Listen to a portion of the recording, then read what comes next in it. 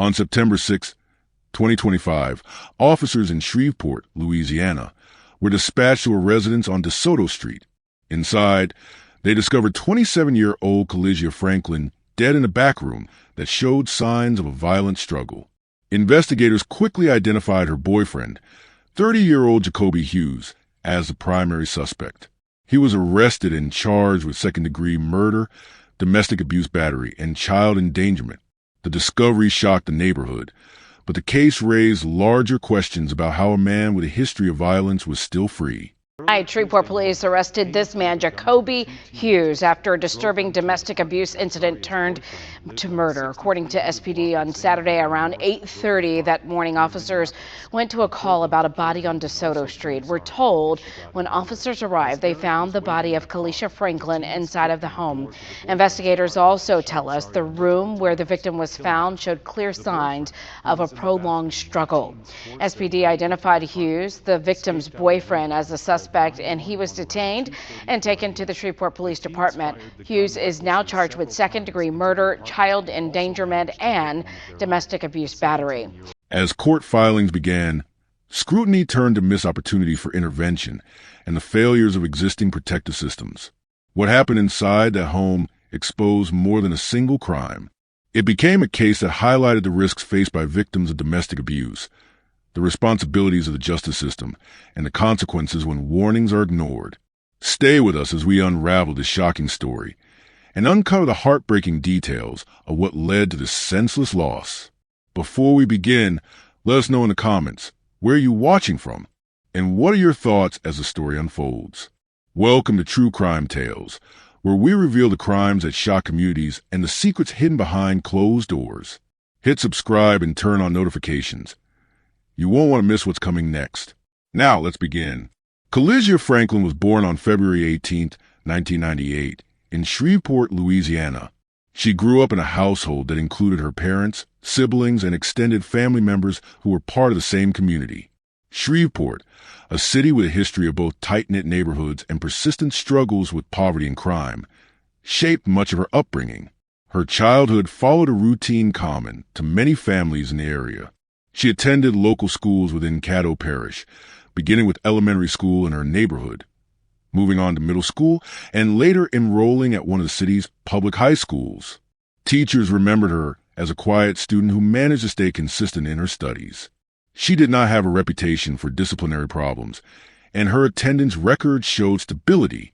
Outside the classroom, her activities were typical for a girl raised in Shreveport in the late 2000s and early 2010s. Family members later recalled that she was often involved in group activities with cousins and neighborhood friends. She participated in youth programs at church, where she occasionally joined events or weekend gatherings. These programs were not unique to her, but placed her within a network of peers that offered both social connections and structured guidance. After high school, Kalisia did not pursue a four-year university program, but instead followed a vocational and employment path. Public records and obituary notes confirm that she held jobs in the service and retail industries, positions that required interaction with the public and provided her with modest but steady income. Her employment history included time at local stores and small businesses. Employers and co-workers describe her as dependable, punctual, and cooperative. While none of the jobs led to high-level professional advancement, they gave her financial independence and placed her in everyday working routines. Aspirations for the future were modest but realistic.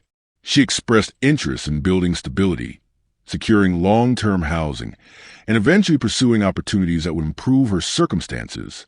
Conversations with relatives suggested she considered either enrolling in a technical program or seeking certification in fields like healthcare support, which are common vocational routes in Shreveport. Friends and relatives consistently described Kalisia as approachable and reserved. She maintained a demeanor that was calm in most social settings, and those close to her noted that she was not inclined toward confrontation. Her hobbies included listening to music, spending time with friends, and engaging in casual social media posting. In the community, she was viewed as a young woman attempting to balance work and personal life without drawing unnecessary attention to herself. She occasionally attended church services and community events, though she was not known for being highly active in leadership roles. Her online presence reflected the life of many young adults in her age group. Posts included personal photographs, updates about daily life, and occasional interactions with friends. There was nothing in her public content that suggested instability or high-risk behavior. Social media served as a way to remain connected rather than as a platform for controversy. The relationship between Kalisia Franklin and Jacobi Hughes began in Shreveport several years before the events of September 2025. They were connected through mutual acquaintances in the community, and what started as a casual interaction developed into a romantic relationship. Over time, the relationship progressed to the point where they lived together. Friends and family were aware of their partnership, though not all expressed confidence in its stability. Some relatives later stated that there were visible signs of tension between the two. Arguments were not uncommon, and the tone of their interactions suggested periods of control and conflict. Early warning signs of possible abuse were present. Hughes had a documented history of violent behavior, and some family members of Kalisia suspected that she was at risk. Interventions, however, were limited. In many domestic partnerships, such concerns are raised but not always acted upon due to the complexity of personal relationships, dependence, and privacy. In this case, no official protective order was filed by Kalisia against Hughes, and law enforcement did not intervene before the fatal incident. Jacobi Hughes, age 30 at the time of his arrest, was also a lifelong resident of Shreveport. His personal history was marked by instability, both in his relationships and in his encounters with the criminal justice system. Employment records suggest he did not maintain consistent long-term jobs. His financial stability was questionable, and he often relied on short-term opportunities or support from others. His lifestyle included associations that placed him in environments where conflict was common. Community accounts and past records indicate that Hughes had connections with criminal activity. While not always tied to organized crime, his involvement with violent incidents and neglectful behavior toward minors established a clear pattern of problematic conduct. Hughes's criminal history spans more than a decade before the killing of Kalisia Franklin. Each incident demonstrates a progression of violent and neglectful behavior that repeatedly went unchecked or underpunished. 2013, arrested for domestic abuse. He pleaded guilty to simple battery. This was the first recorded indication of his violent tendencies in a domestic setting. 2016, arrested again for domestic abuse battery. He failed to appear in court, which should have elevated the seriousness of his charges. Ultimately, the case was reduced to disturbing the peace, minimizing the consequences. 2019, arrested for failure to comply with sentencing from the 2016 case. His inability to follow through with court orders reflected a disregard for the justice system. 2021, arrested for negligent injuring and improper supervision of a minor. This indicated that his violent and neglectful behavior extended beyond adult relationships to situations involving children. The consistency of these offenses established a pattern. Hughes repeatedly engaged in acts of violence or neglect, avoided full accountability, and returned to similar behavior. The available records and accounts indicate Hughes demonstrated repeated cycles of abusive behavior in relationships. Victims of his past actions were not always willing or able to pursue long-term legal action, a common issue in domestic abuse cases where victims face fear, dependence, or systemic barriers. No public record confirms whether protective orders were filed against him prior to his relationship with Kalisia Franklin. However, his arrests in 2013 and 2016 both involved domestic abuse, making it clear that his violent tendencies and intimate relationships were documented long before meeting her. It remains an open question whether other partners or victims of his past relationships had come forward publicly or shared experiences with authorities. The available evidence strongly suggests that Kalisia was not the first person to suffer from his violence, but she became the most tragic outcome in a history of unchecked abuse. On the morning of September 6, 2025, routine activity marked the start of the day on DeSoto Street in Shreveport, Louisiana. The area, a residential block with small single-family homes, remained quiet through most of the early hours. Within one residence, 27-year-old Kalisia Franklin and her boyfriend, 30-year-old Jacobi Hughes, were inside the house. Investigators later pieced together the timeline of events. Records indicate that the couple had been in the home for most of the morning. At approximately mid-morning, neighbors recalled hearing raised voices coming from the property. Some described the sound as an argument escalating in volume, with intermittent thuds suggesting objects being moved or force applied. Though no immediate call was made at that time, those details would become significant later. By early afternoon, the incident had reached a critical point. At approximately 1 p.m., a 911 call was placed from inside the residence. Reports state that the call was made by a third party present at the scene, though authorities have not disclosed publicly whether this was a family member, neighbor, or another individual. Dispatch records confirm that the call was received, and emergency responders were dispatched immediately. Police and medical personnel arrived on scene within minutes, but their arrival was too late to prevent what had occurred. Kalisia Franklin was pronounced deceased at 1:30 p.m. inside the home. The official cause of death would later be confirmed through autopsy results. Investigators entering the residence were directed to a back room of the house, where they found the body of Kalisia Franklin. The room showed clear signs of a violent struggle. Items were displaced, furniture was shifted from original positions, and objects appeared to have been knocked over during the altercation. The disarray provided immediate visual evidence of conflict on the victim. Initial assessments indicated defensive wounds consistent with attempts to resist or shield herself from blows. Scratches, bruising, and other trauma were observed on her arms and hands, suggesting she had tried to block strikes or push her attacker away. The presence of a child at the scene was also confirmed. This factor elevated the severity of the case, as the proximity of a minor during the violent incident formed the basis for the additional charge of child endangerment. Authorities documented the child's location during the altercation and considered potential exposure to both the violence and its aftermath. From the outset, investigators focused on Jacobi Hughes as the primary suspect. His presence in the home, combined with the evidence of struggle and prior documented history of domestic incidents, made him the immediate person of interest. Hughes did not flee the scene. Officers detained him on site shortly after they arrived.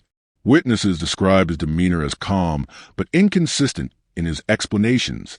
During initial questioning, Hughes provided varying accounts of what had taken place. In one version, he suggested the conflict had escalated accidentally. In another, he implied that outside factors contributed to the incident. The inconsistencies in his statements contrasted with the physical evidence, strengthening investigators' belief in his culpability. Within hours of the discovery of Franklin's body, Hughes was formally arrested. He was transported to the local detention facility and charged with second-degree murder, child endangerment, and domestic abuse battery. The autopsy conducted by the parish coroner confirmed the official cause of death as homicide. Shreveport police arrested this man, Jacobi Hughes, after a disturbing domestic abuse incident turned to murder. According to SPD, on Saturday around 8:30 that morning, officers went to a call about a body on DeSoto Street. We're told when officers arrived, they found the body of Kalisia Franklin inside of the home. Investigators also tell us the room where the victim was found showed clear signs of a prolonged struggle. SPD identified Hughes, the victim's boyfriend, as the suspect, and he was detained and taken to the Shreveport Police Department. Hughes is now charged with second-degree murder, child endangerment, and domestic abuse battery. The examination documented multiple physical injuries, including blunt force trauma. The estimated time of death was placed shortly before the 911 call, aligning with witness reports of disturbance around midday. At the crime scene, investigators collected fingerprints, DNA samples, and blood evidence. The distribution of blood patterns indicated movement during the assault, with evidence consistent with both offensive and defensive actions. No firearm was found in the residence, and investigators concluded that no projectile weapons were involved. Analysis indicated that the fatal injuries were the result of blunt force or manual assault, not stabbing or shooting. Laboratory analysis of the evidence corroborated the presence of Hughes in direct contact with the victim during the fatal encounter. Neighbors provided crucial context. Several reported hearing raised voices during the late morning hours. One neighbor specifically described loud noises resembling a struggle inside the house, followed by silence. None of the neighbors immediately contacted authorities, but their later testimony supported the timeline established by forensic evidence. Family and friends of Kalisia Franklin informed investigators that she had previously expressed concerns about her relationship with Hughes. Some recalled instances where she mentioned feeling unsafe or described arguments that had turned physical. While no active restraining order was in place, her circle's awareness of prior threats helped confirm the pattern of abuse. The role of the child present in the home remains sensitive. Authorities have not disclosed the full extent of the child's exposure to the incident. However, testimony confirmed that the child was within the residence during the fatal altercation and may have witnessed portions of it. This factor weighed heavily in the prosecution's case for child endangerment. Investigators expanded the case beyond physical evidence by analyzing digital communications. Subpoenas of phone records between Hughes and Franklin revealed a history of contentious exchanges. Several text messages in the days leading up to September 6 contained arguments, accusations, and threats. Social media activity from both individuals was reviewed. While neither publicly disclosed the severity of their disputes, posts hinted at ongoing tensions. Direct messages extracted from devices provided more explicit indications of hostility. Police records documented prior calls to residences linked to Hughes. Past reports of domestic disputes have been filed, though not all led to convictions. A review of his criminal history confirmed multiple prior arrests for domestic violence-related offenses, negligent injuring, and failure to comply with sentencing requirements. These documents reinforce the prosecution's argument that the homicide was part of a recurring pattern of violent behavior. The death of 27-year-old Kalisia Franklin in Shreveport, Louisiana, on September 6, 2025, resulted in 3 formal charges against her boyfriend, 30-year-old Jacobi Hughes. Second-degree murder, child endangerment, and domestic abuse battery. Each charge carries specific legal implications under Louisiana law. Second-degree murder in Louisiana is defined as the killing of a human being when the offender has specific intent to kill or inflict great bodily harm, or when the killing occurs during the commission of certain felonies. Unlike first-degree murder, it does not require proof of premeditation, but still requires the establishment of intent. The maximum sentencing for second-degree murder in Louisiana is life imprisonment at hard labor, without the possibility of parole, probation, or suspension of sentence. Prosecutors do not need to prove planning in advance, but must establish either intent or reckless disregard for human life during the act. Child endangerment applies because a minor was present in the home at the time of the incident. Louisiana law classifies child endangerment in domestic violence cases as a serious aggravating factor, often elevating the severity of penalties.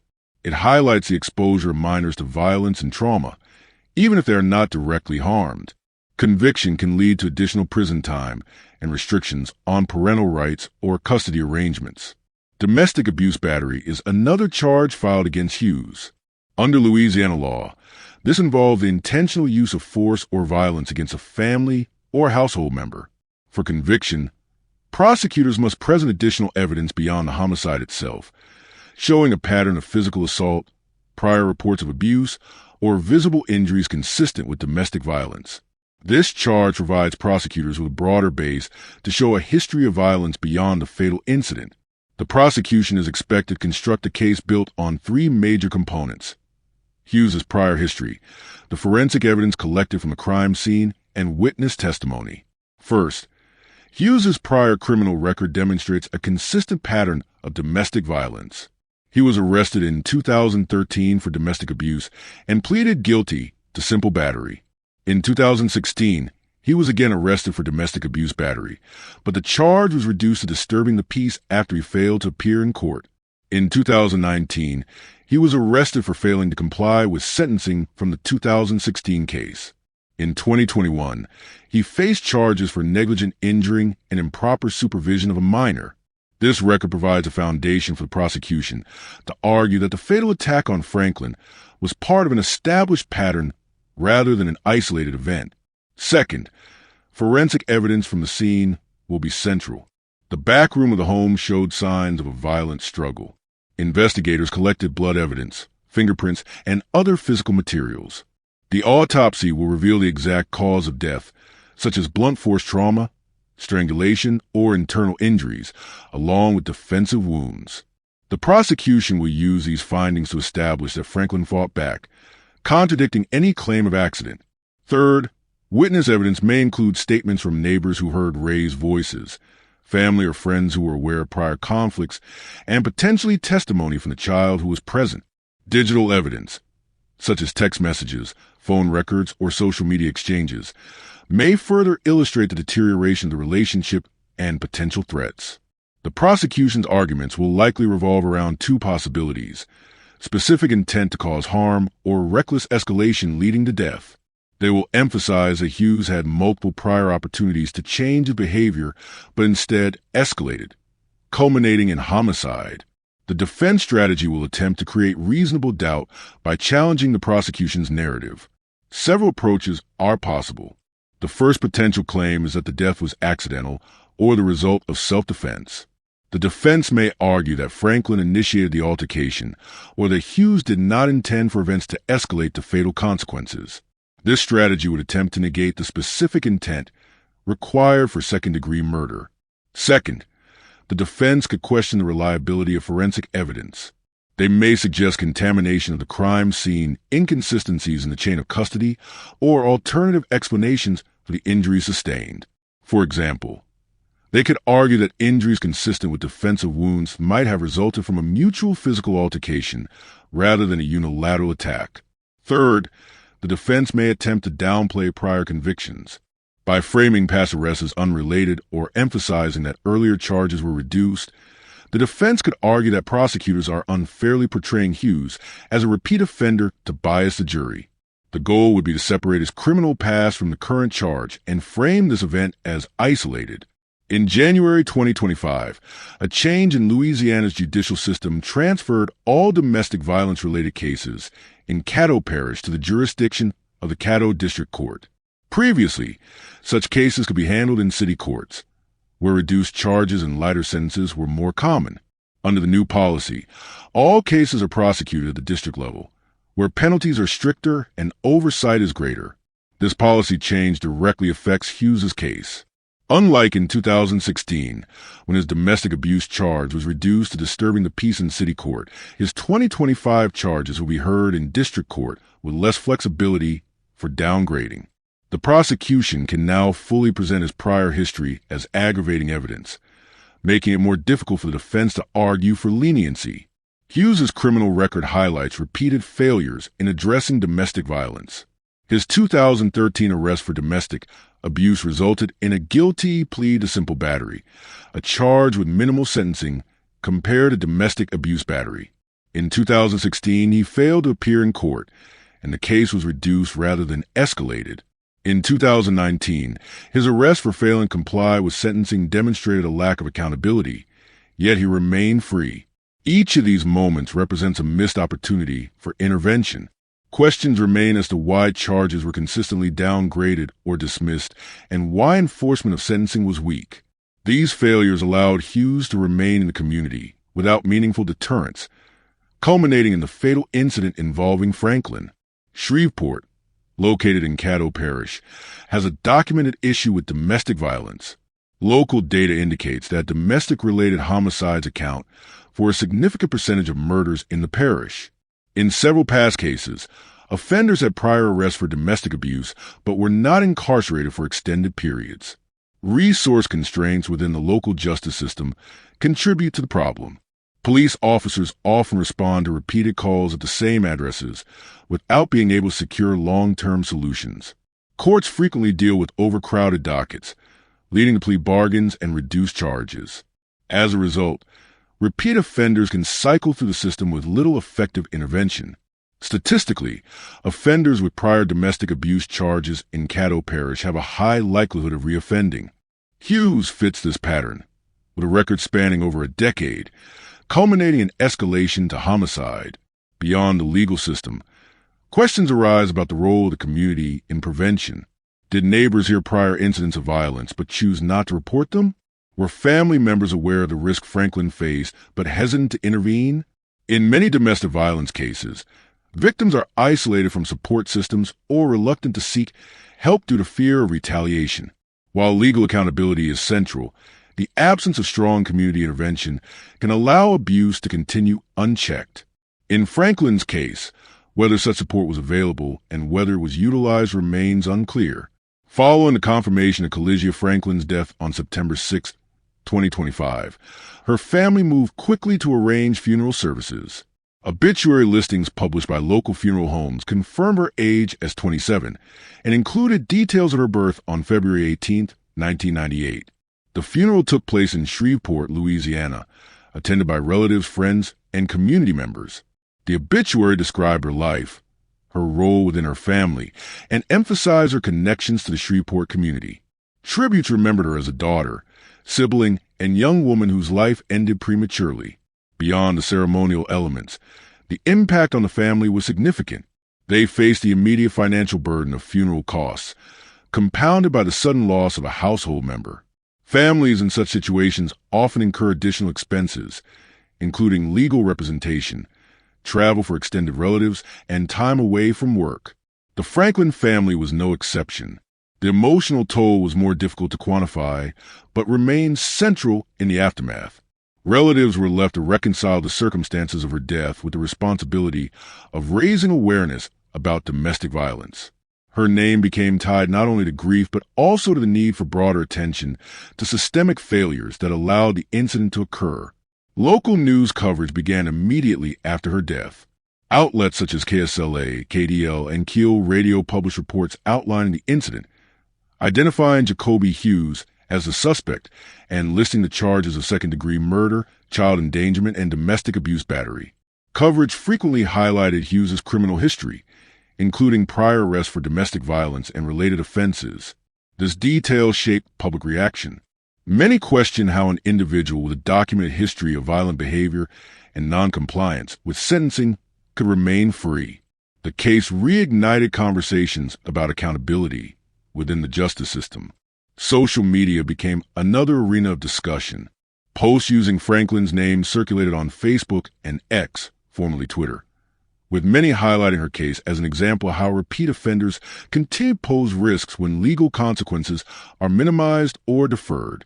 Local advocacy groups use her name in campaigns against domestic violence, sometimes linking her case to broader national statistics. Community discussions included calls for awareness events, vigils, and educational campaigns.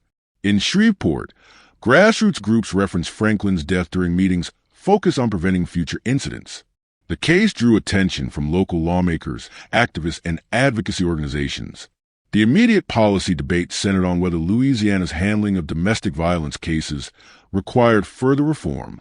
One development relevant to Franklin's case had already occurred months earlier. In January 2025, Caddo Parish shifted all domestic violence-related cases from city courts to the Caddo District Court. This policy was designed to ensure more consistent handling of such cases. Franklin's death prompted questions about whether that change would be sufficient. Activists called for additional reforms, including mandatory sentencing, proposals to eliminate leniency for repeat domestic abuse offenders, better victim protection, stronger restraining order enforcement, and quicker removal of offenders from shared households. Child welfare protocols. Since a child was reportedly present at the scene, advocates emphasize the need for greater intervention when minors are exposed to domestic disputes. Discussions extended to whether earlier enforcement of Hughes's prior convictions could have prevented Franklin's death. Lawmakers debated resource allocation for probation monitoring, domestic violence intervention programs, and broader community education. At the time of reporting, Hughes had been arrested and charged but had not yet gone to trial. Court records confirmed the filing of second-degree murder charges, along with child endangerment and domestic abuse battery. Key questions include whether a grand jury will indict Hughes on the murder charge, whether pretrial hearings will produce delays, and whether Hughes's defense will pursue a plea bargain. Prosecutors may push for the maximum sentence given his history, while the defense may attempt to negotiate down to manslaughter or a lesser offense. Several questions remain central. Could this crime have been prevented if Hughes had faced stricter consequences for his earlier offenses? Are there unreported victims from Hughes's past relationships? Will Franklin's case lead to meaningful reform, or will it fade into the larger backlog of domestic violence cases? If convicted of second-degree murder, Hughes faces a life sentence without parole under Louisiana law. Conviction on child endangerment and domestic abuse battery would add consecutive penalties. If the defense secures a plea deal, sentencing could be reduced to manslaughter with fewer years served. The appeals process remains another possibility. Even after conviction, Hughes could appeal on procedural grounds, challenging evidence admissibility, jury selection, or sentencing length. This could prolong resolution for years. The Franklin case underscores the importance of treating early domestic abuse cases seriously. Hughes's prior arrests in 2013, 2016, and 2019 demonstrate a consistent pattern. Downgrading charges and failing to enforce sentences allowed escalation. The justice system's responsibility is clear. Ensure that repeat offenders are monitored and penalized adequately. Protective measures must also be enforced. Court orders without follow-up monitoring are ineffective. Agencies must coordinate to ensure that abusers comply with conditions such as probation, counseling, or restraining orders. Communities have a role in recognizing and responding to red flags. Neighbors, family, and friends often witness signs of abuse but may not act. Public awareness campaigns should stress the duty to report suspected abuse before it escalates. Shreveport's local response to Franklin's case may serve as a model for other communities, emphasizing vigilance and intervention at the earliest warning signs. Victim support networks require stronger funding and visibility. Franklin's death highlights the ongoing need for accessible shelters, counseling, and legal assistance for women in abusive relationships. Outreach programs must be proactive, connecting with at-risk individuals before violence peaks. Resources also extend to children exposed to domestic violence. The inclusion of child endangerment in Hughes's charges underscores the collateral victims of such cases. Kalisia Franklin should not be remembered solely as a victim. Her life, family ties, and community presence remain central to her story.